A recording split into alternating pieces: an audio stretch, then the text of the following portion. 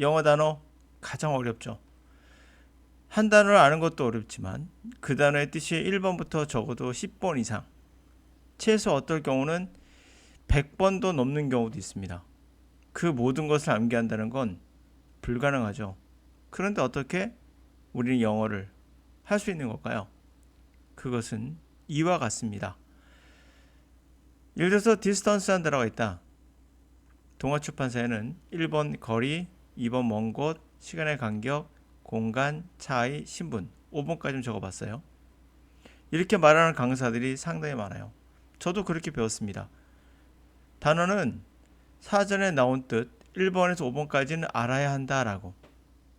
사실 이렇게 말하는 영어 강사는 언어학습의 기초도 모르는 사람이니까 절대 이 사람의 수업을 듣지 마세요. 예를 들어서 그 말대로 그대로 해보면은 distance라는 단어는 거리부터 신분 차이까지 5개를 다 암기해야 돼요. 가능할 것 같습니까? 암기했다 칩시다. 문장 안에서 그럼 distance learning은 어떤 의미일까요? 거리 학습입니까? 길거리에서 하는 학습일까요? 아니면 먼 곳 학습. 다시 말하면 학교는 서울이고 다니는 곳은 인천이니 멀리 학습하는 건가요? 아니면 시간의 간격. 시간의 간격을 두고 학습하는 겁니까? 아니면 공간 학습. 공간. 전혀 의미가 오지 않습니다. 공간 학습이다. 신분 차이에 따른 학습입니까? 신분의 거리를 두고 하는 학습입니까? 귀족은 위층에서, 농민은 어디에서, 뭐 이런 겁니까? 전혀 상상이 안 되죠. 바로 이것이 언어를 전혀 모르는 사람들이 하는 소리예요. 어휘는 문법으로 또는 문맥으로 채워지지 않습니다. 빈 공간이 너무 많아요. 이 문맥이라는 것도 글에 주어진 몇 줄밖에 안 됩니다. 이 몇 줄 안에 모든 걸 채울 수 있다? 불가능합니다. 그런데 우리의 모국어인 국어는 국어 사전에 5번까지 암기하며 외우지 않았어요. 그런데도 우리는 그것을 알고 있습니다. 왜 그럴까요? 단어의 의미는 바로 탑다운 방식으로 비가 내리듯이, 가랑비 내리듯이 계속 맞은 거예요. 비유적 표현에서 가랑비에 옷 젖는 것처럼 다가온 겁니다. 가랑비에 옷 젖는다는 게 무슨 말이에요? 비를 맞은 것 같지인데, 맞은 것 같지도 않은데 다 젖었어, 흠뻑. 단어를 외운 것도 아닌데 나도 모르게 1번부터 100번까지 다 알고 있는 거예요. 그게 바로 언어의 힘, 언어가 갖고 있는 힘이에요. 우리 언어의 뇌는 이런 걸 하지 않아도 이 디스턴스나 어떠한 정의를 어떻게 할 수 있을까요? 이거는 정의가 아닙니다. 이건 용례예요. 이럴 때 이런 뜻, 이럴 때 이럴 때. 용례는 정의가 아닙니다. 우리는 정의를 어떻게 알았을까요? 모릅니다. 비에 가랑비 옷 젖듯이 흠뻑 젖어 있어요. 그래서 우리말을 할 때는 우리는 전혀 부담이 없습니다. 이런 거 외우지 않아도. 그럼 어떻게 해야 될까요? 답은 정해져 있죠. 가랑비에 옷 젖듯이 탑다운 방식으로 해야 됩니다. 바텀업 방식, 밑에서 올라가는 방식으로 단어를 외우면서 올라가시면 안 됩니다. 자, 지금 이것을 제가 보여준 이유는 맨 마지막에 distance learning이라는 단어 나오거든요. 이 문장 안에서는 이거를 문맥적으로 알기가 조금 어려워요. 그러나 두 가지 정도로 압축되는 그 정도만 나올 수 있습니다. 그러나 자, 이 문장을 갖고 배움으로써 여러분들이 이 단어를 찾아보든 아니면 대충 흘러가든 다음에 또 나오게 되면 이 단어를 어느 상황에서 또 보게 되겠죠. 그럼 퍼즐 맞춰지듯이 하나씩 하나씩 우리도 모르는 사이에 맞춰지기 시작합니다. 올라가서 해석하면서 이 단어 한번 집중적으로 보도록 할게요. 글래디스 웨스트에 관한 얘기고요. 글래디 웨스트는 is American mathematician, 미국의 수학자입니다. She was born in the rural Virginia in 1930. 그녀가 태어난 곳은 시골 버지니아 1930년이었습니다. She grew up on her family's small farm and dreamed of getting a good education. 그녀는 그녀 가족의 조그마한 농장에서 살았고요. 자랐고요. 그리고 훌륭한 교육을 받는 그러한 꿈을 꿨습니다. She worked hard and received a scholarship to the Virginia State College, now Virginia State University, historically Black American University. 그녀는 열심히 공부했고 장학금을 받았습니다. 버지니아 스테이트 칼리지에서. 지금 버지니아 스테이트 유니버시티라는 곳이고요. 역사적으로 흑인 대학교입니다. 자, 이것도 마찬가지예요. 이걸 제가 어떻게 해석했죠? 흑인 대학교라고 했죠. 그러나 이 단어 자체로 본다면 검은색 학교예요. 학교가 검은색인가 봐요. 이렇게 말한다 하더라도 틀리지 않아요.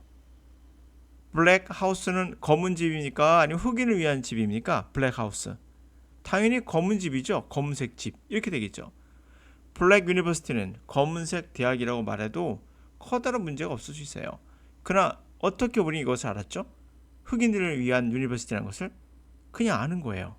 단어를 아는 게 아니라 그냥 아는 거예요. 이게 바로 여러분이 어떻게 영어를 공부해야 되는데 대한 기본을 제시하고 있는 겁니다. 자, 그래서 1953 she was hired as a mathematician at the naval base in Delgreen, Virginia. 1956년에 그녀는 고용됐습니다. 수학자로서 해군 베이스 기지가 돼 있죠. 달그린에 있는 버지니아에 있는 기지에서 수학자로 고용됐습니다. She was the second black woman to be hired at the base. Was one of the only 4 black employees. 그녀는 second black woman이었어요. 두 번째로 흑인 여성이었고요. 고용된 그 베이스의 기지에 그리고 단 4명의 black employee 흑인 중에 한 명이었습니다. Dear West made significant contributions to the applied mathematics that deals with measurement of the Earth's size, shape, and gravitational field. 자, 웨스트는 significant, 중요한 기여를 했습니다. 응용 수학에. 그것은 다루는 거였죠. deal with measurement.